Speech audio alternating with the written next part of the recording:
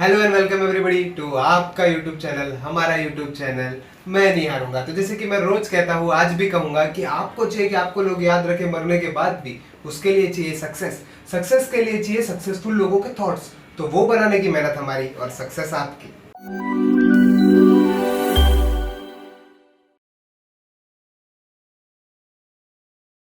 5 साल में 5 दिन घर गई हूँ ये मेडल घर लेके जाने के लिए।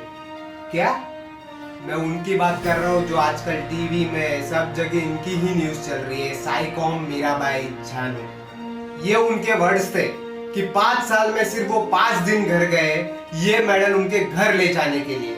मतलब ये होती है डेडिकेशन, जिसकी वजह से एक आम आदमी अगर ये डेडिकेशन दे तो वो बन सकता है साइकॉम मीराबाई चानू। मतलब ये इन लोगों को ऐसा क्या 5 साल में सिर्फ 5 दिन, हम अगर रोज मतलब 1-2 दिन नहीं जा पाए और ऐसा कुछ हो जाता है तो भी हम मतलब डिफिकल्टीज आ जाती है तो भी हम निराश होके ये हो जाते हैं। 5 साल में सिर्फ 5 दिन, यही है, ये सारी चीजें बनती है थॉट प्रोसेस से। ये बनने के बाद ही आदमी सक्सेसफुल बनता है।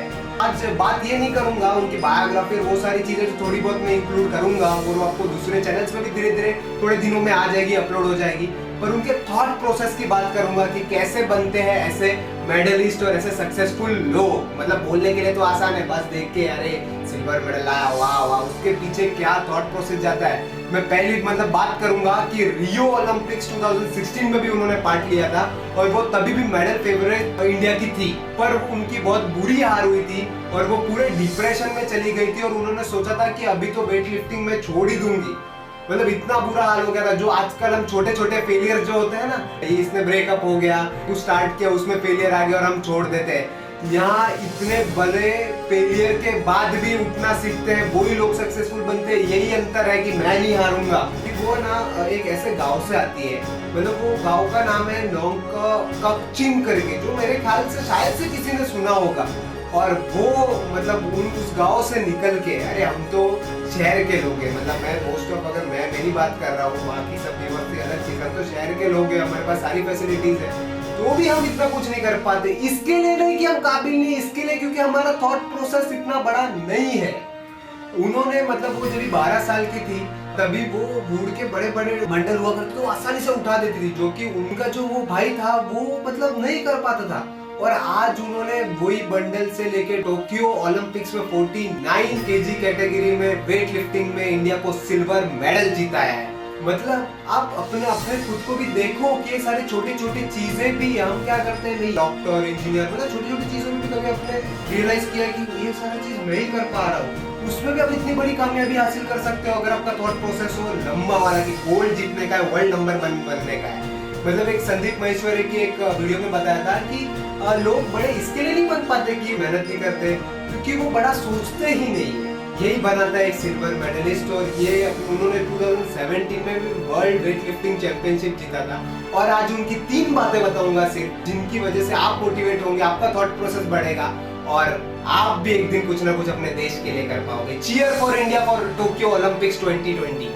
तो अब बात करेंगे उनके 3 थॉट, मतलब पूरा थॉट प्रोसेस चेंज करने वाली 3 बातों की जो उनके मुंह से निकली है, जो आपका थॉट प्रोसेस भी चेंज कर देंगे।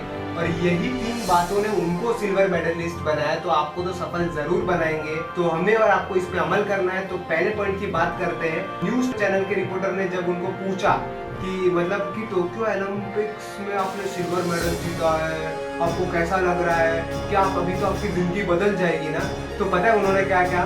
उन्होंने कहा कि जिंदगी तो पता नहीं बदल जाएगी कि नहीं जाएगी, मतलब हाँ कि देश के लिए एक सपना पूरा हुआ है कि मैंने सिल्वर मेडल लाया है, और भी बहुत कुछ, अभी तो मैं 26 साल की हूँ, अभी तो बहुत कुछ पाना है। मतलब क्या होता है एक सक्सेसफुल आदमी और एक लेजेंड में फर्क क्या होता है? सक्सेसफुल तो कोई भी बन सकता है जब वो टैलेंटेड है और सारी चीजें। वो क्या करता है, एक मेडल में सिल्वर मेडल आ गया ना, 1 करोड़ गवर्नमेंट दे रही है, सेंट्रल गवर्नमेंट 50 लाख दे रही है, स्टेट गवर्नमेंट 1 करोड़ दे रही है, क्या चाहिए? मतलब सक्सेसफुल आदमी बस एक इतनी बड़ी सफलता मिल गई, मतलब लेजेंडरी सफलता नहीं, बड़ी सफलता मिल गई है और अभी कुछ नहीं करना है, सक्सेस ठीक है। बट ये वाली कन्वर्सेशन से हमें क्या पता चलता है कि take the next step after one success. मतलब हर सक्सेस के बाद आपकी बुक और बढ़नी चाहिए, ना कि बस हाँ अभी तो मैंने पा लिया है। मतलब रियो 2016 ओलंपिक्स में जब वो हारे थे तो पूरे बिखर गए थे, वो डिप्रेशन में आए। फिर 2017 में उन्होंने वर्ल्ड वेट लिफ्टिंग चैंपियनशिप जीता। अरे और क्या चाहिए, वर्ल्ड वेट लिफ्टिंग चैंपियनशिप एक बहुत बड़ी सफलता होती है। फिर भी उन्होंने कंटिन्यू किया, टोक्यो में सिल्वर मेडल आया और अभी भी बोल रहे हैं कि देश के लिए और तो बहुत कुछ करना है। तो यही फर्क होता है कि लेजेंड बनने में और एक नॉर्मल एक बार सक्सेसफुल टैलेंट बनने से बन जाते हैं, पर हार्डवर्क अपने हर एक सक्सेस के बाद और दुगना हो जाना चाहिए।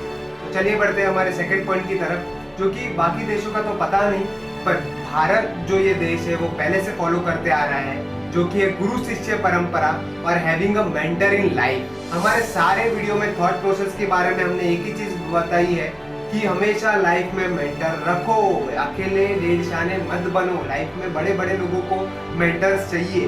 तो जब न्यूज रिपोर्टर ने उनको पूछा कि टोक्यो ओलंपिक जीतना मतलब कैसे, आपने कैसा एक्सपीरियंस कैसा था, तो उन्होंने बोला मैं एक स्टोरी से समझाती हूँ आपको। एक मतलब एक फॉरेस्ट है, वहाँ पे एक कुकुन है और वो कुकुन से भी ना बटरफ्लाई बाहर निकलती है। मतलब वो स्ट्रगल करती रहती है, उसको बाहर निकलना होता है। अभी वो बटरफ्लाई में बनने वाली होती है, तो वहाँ से एक आदमी अपने काम के लिए निकलता है। वो उसे देखता है कि हाँ कुकुन से बटरफ्लाई निकलने की ट्राई कर रही है। थोड़ी देर वो रुकता है, वो अपने काम पे चला जाता है। पर शाम को जब वो लौट के आता है तो वो देखता है कि वो अपनी आखिरी सांसें लेती रहती है। मतलब पूरे दिन से स्ट्रगल कर रही थी और वो मतलब उसका थोड़ा सा पार्ट ऐसा अटक रहा था और वो बाहर उसके लिए नहीं निकल पा रही थी। उसमें पोटेंशियल था, सारी चीजें थे। तो वो जाके वहां पे वो कुकुन को फोड़ देता है और वो बटरफ्लाई एकदम से अपनी पहली उड़ान भरती है। तो उन्होंने कहा यही था मेरा एक्सपीरियंस भी, कि मैं पूरी हार चुकी थी, डिप्रेशन में आ गई थी, और फिर मेरे जो कोच थे विजय शर्मा, उन्होंने मुझे उस कुकुन को फोड़ा और मेरे अंदर का पोटेंशियल को सिल्वर मेडल तक लेके गए। तो यही बात है कि हम सब में पोटेंशियल है, पर हमें क्या होता है सबको नहीं पता चलता है, क्योंकि हमने कुछ किया नहीं रहता है। मतलब हम खुद को इतना एनालिसिस करते नहीं है। मेडिटेशन की सारी बातें अभी ज़्यादा फैल रही है दुनिया में, पर एक मेंटर जो लाइफ में होता है वो हमें उसको पता होता है कि आप कौन हो, आपको कैसे उभारा जाए। तो having mentor in life is very important. चलिए बढ़ते हैं हमारे तीसरे और आखिरी पॉइंट की तरफ, जो आपको स्कूल में, आपके पेरेंट्स ने, आपकी हर लाइफ के हर दौर में हर किसी ने आपको बताया रहेगा, पर समझाया किसी ने नहीं होगा कि उसका मतलब क्या होता है। मैं बात कर रहा हूँ डिसिप्लिन की। तो ये थॉट प्रोसेस को हम थोड़ा ब्रेक डाउन करते हैं और समझते हैं कि क्या कहा है मीरा भाई ने। तो वो कहते हैं कि जब आपका काम आप नहीं करते हो आलस के कारण या कंसिस्टेंट नहीं रह पाते हो, तब वो आपका काम करके आपकी जगह ले लेता है कोई और।